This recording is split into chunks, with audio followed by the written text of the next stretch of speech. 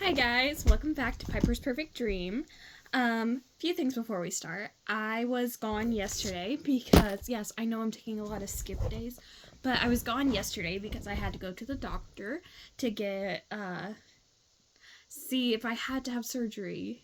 And I don't, but I do have to wear this now.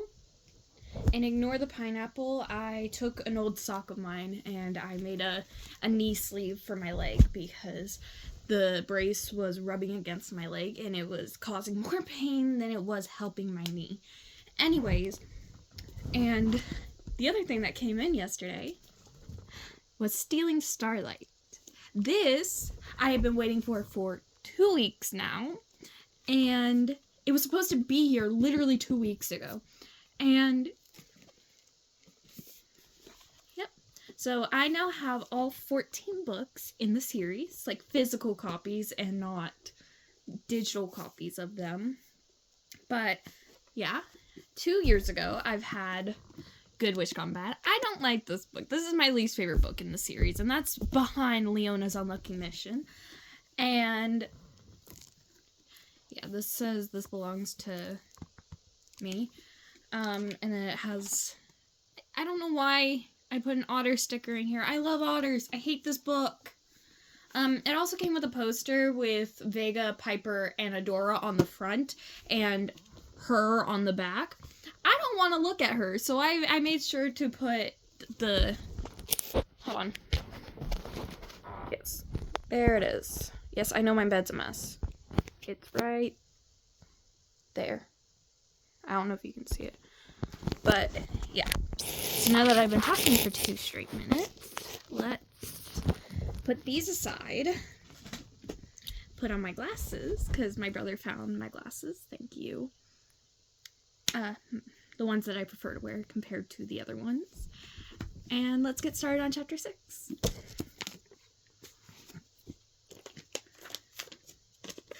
Stupid sticky note. Chapter 6. Now what? Piper wondered. Should she follow the wisher and go inside the diner too? She felt hesitant. The woman at the desk already thought she was strange, and while Piper never minded when other starlings thought she was a little weird, let's face it, not everyone liked to do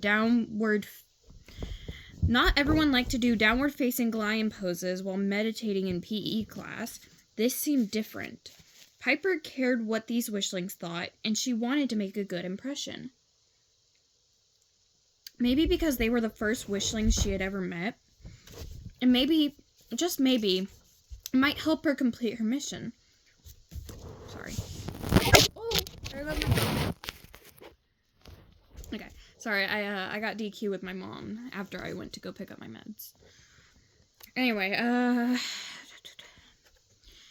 through the glass, Piper saw Olivia drop her backpack behind the front desk.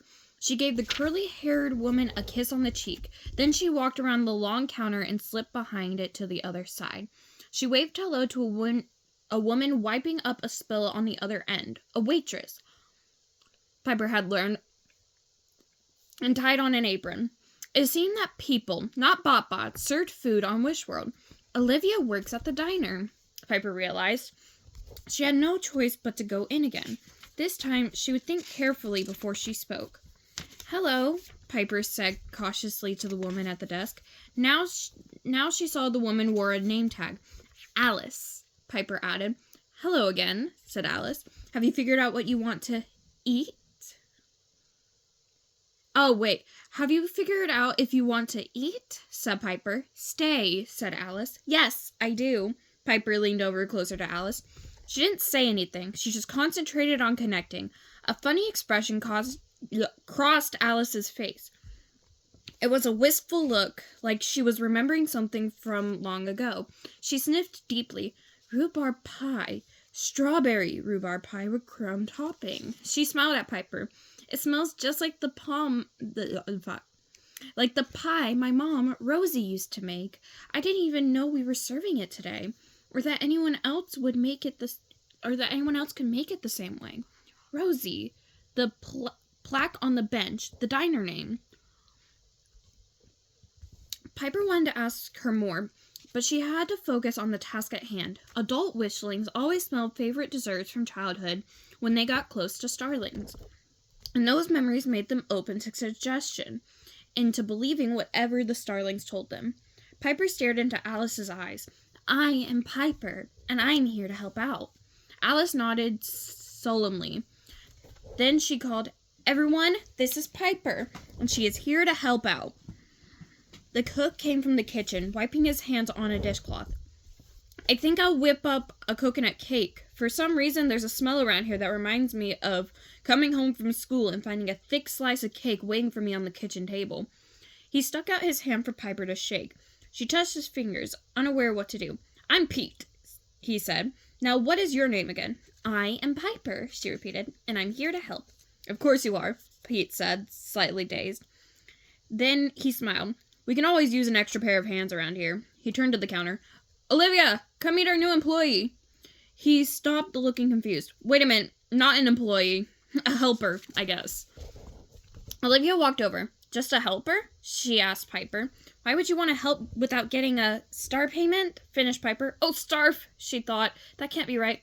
A paycheck," said Ophelia. "Oh my god, we're going back to the other books." "Olivia." "It's for a school assignment," Piper told Olivia as the two girls moved off to the side to talk. "You don't go to the Lincoln School? Oh, shit. You don't go to the Lincoln School, do you?" "Where do you go?" Olivia sounded curious, not accusing, but Piper felt angry at herself. Why hadn't she thought about that earlier? Walking over, she had come up with a pretend last name, Smith. She had read somewhere it was a common wishling name. She had even thought of a pretend address, 123 Main Street. Again, very common. But her school? She had no idea. And she couldn't very well whip out her STARS app to request information about common wishling school names. Not that it would work anyway. Her gaze lit on a passing truck that said mail delivery. The mail school." "Mail school?" Olivia said, puzzled. "You go to a school for boys?" "No," Piper said quickly. "It's Mayle, Mayle, for the name of my town, Mayfield."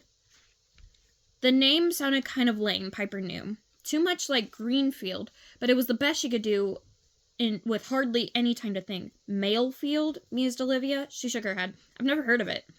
Piper smiled. She had this part covered. "Oh, it's miles from here. And we're on vacation this week, so I'm visiting my grandmother. I'm doing a work-study program for extra credit," she said. Olivia nodded. "Extra credit is good," she said thoughtfully. It could bring up your grades so you don't get anxious when you take a test. It's kind of like being thrown one of those rescue ring lifeguards use to save people from drowning. Oh my god. The mushy banana. Ugh. Piper had just studied beach recreation in Wishling Waves. I'm sorry, I have a piece of coconut stuck in my teeth. Ugh. And she could picture the safety device, like a floating donut. Then, just as Olivia started talking again, she had another vision. It was from a bad dream.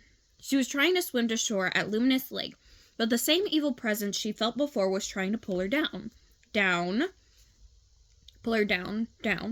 So if you have that sinking feeling during a test, Olivia was saying with a laugh, "Go underwater," Piper finished for her. "You don't scream, you don't breathe, you don't even think." Okay. Creepy. Olivia took a step back, startled by the dark image. I would be too.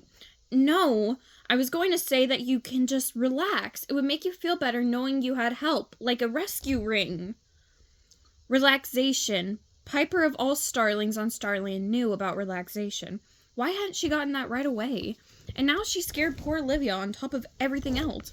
Not the best way to connect. So, what? Ugh, pineapple. Ugh, pineapple. Ugh. So did Olivia tell you that anyone who works here is part of our family? Just like Big Rosie used to say. Olivia came over and put an arm around Piper.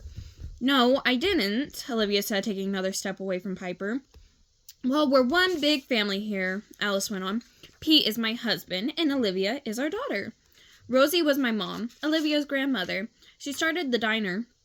Wow, said Piper. That's so nice that you're all together, and it's nice that you're keeping the diner in the family. Olivia smiled but stayed where she was. It is nice, she agreed. Big Rosie started a great tradition, but she wasn't really very big, Olivia confided, clearly happy to have someone to talk to about her grandmother. She was actually shorter than you, Piper, and even shorter than my friend Morgan. And she was really skinny, especially for someone who spent so much time in the kitchens. But she had a big, big personality. She paused. I really miss her, Piper finished. I'm sure you do. She added quietly as Alice went to help a customer. My granddad left us too, and it's sad. But I think of him so often and imagine conversations. So sometimes I really feel like he's here with me. Star, apologies for your loss. Piper ended her speech with such warmth and understanding that Olivia's eyes filled. Later, Piper realized she used the Starland saying. Luckily, Olivia was more focused on the meaning than the actual words. Piper sighed. Olivia's family was making her think of her own. Her brother Finn, never very talkative, could still be a comfort. They were related after all, and she never had to explain little things to him, let alone big things. Do you have brothers or sisters? She asked Olivia. Olivia brightened. Yes, a sister, and she's coming home from college for the summer in May. A grown-up wishling coming to the counter overheard. Oh, your sister Isabel? She said. My son was in class with her all through elementary school, middle school, and high school. She was always an amazing student. Straight A's in every class. I heard she never got a grade below that, in fact. She turned to Alice, a hint of jealousy in her eyes. You must be very proud. Yes, we are, said Alice. Piper was watching Olivia while the woman was speaking. She had seemed to freeze, barely moving a muscle. But when Alice reached over to squeeze her arm and say, and we're just as proud as Olivia, she grinned, and Piper thought maybe she had imagined it. Anyway, it was time to get to know Olivia, to see her in action and figure out her wish. Do you want me to show you around so I can start helping? She asked. Of course, Olivia said happily. We're not some big fancy restaurant. My mom likes to run everything the old-fashioned way, just like Grandma Rosie did. Anyway, there's the cash register. She pointed to the machine on Alice's desk, and Piper nodded like she understood what it meant. Next, Olivia led Piper behind the counter and showed her different workstations. In front station directly the fucking hell.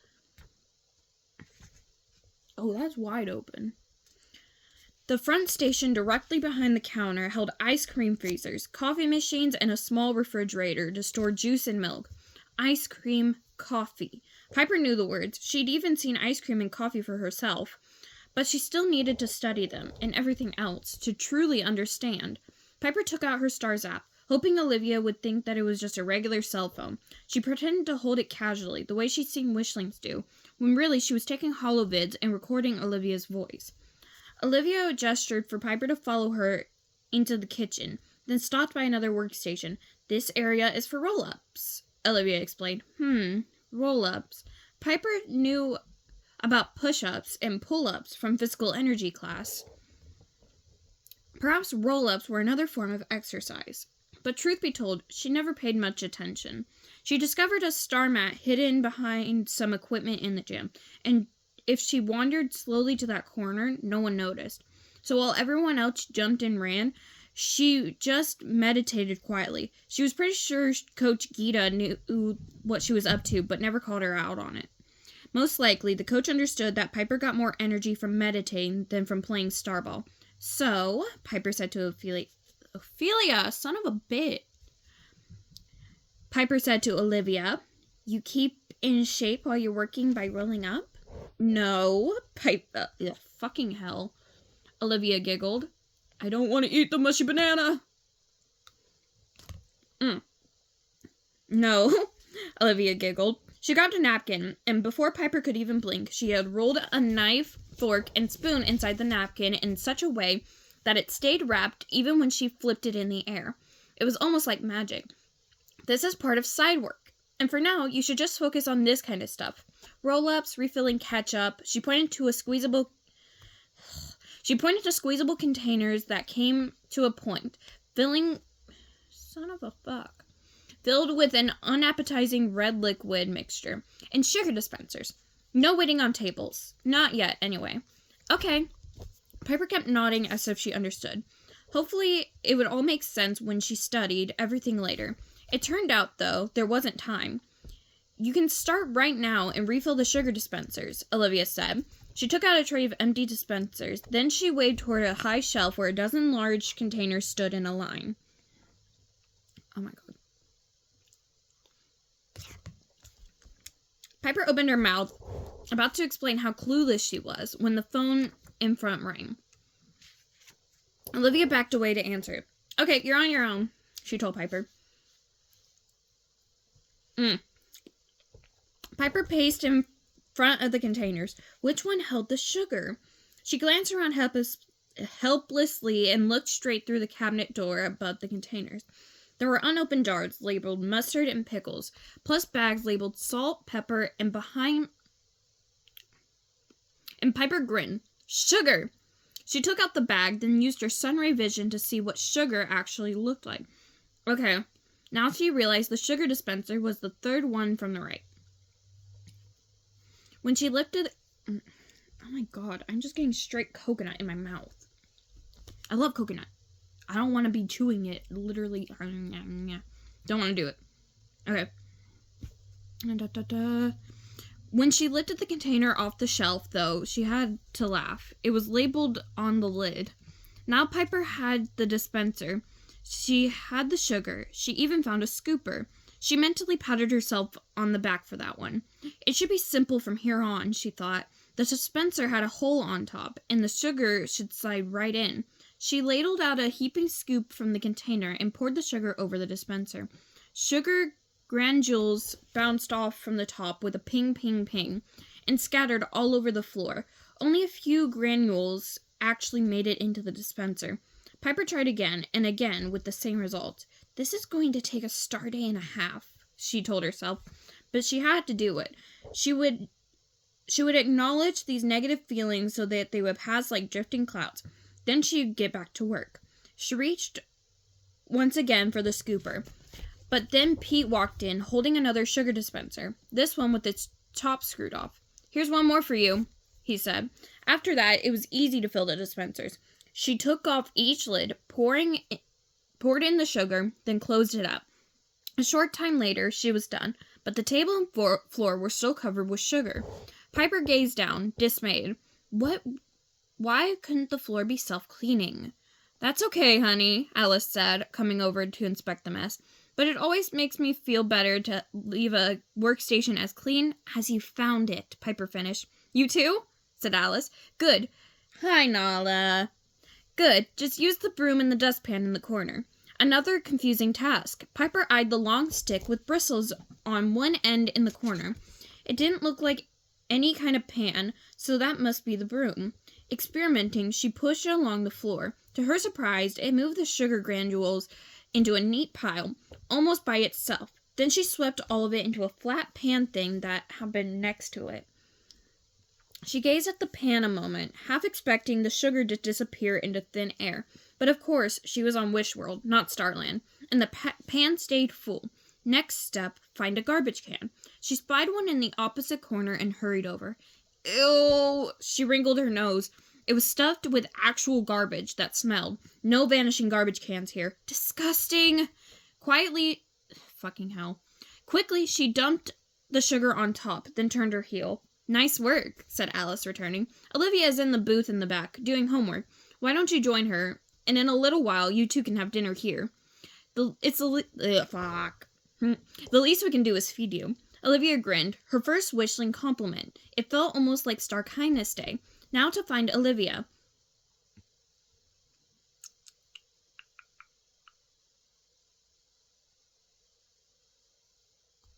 Wait.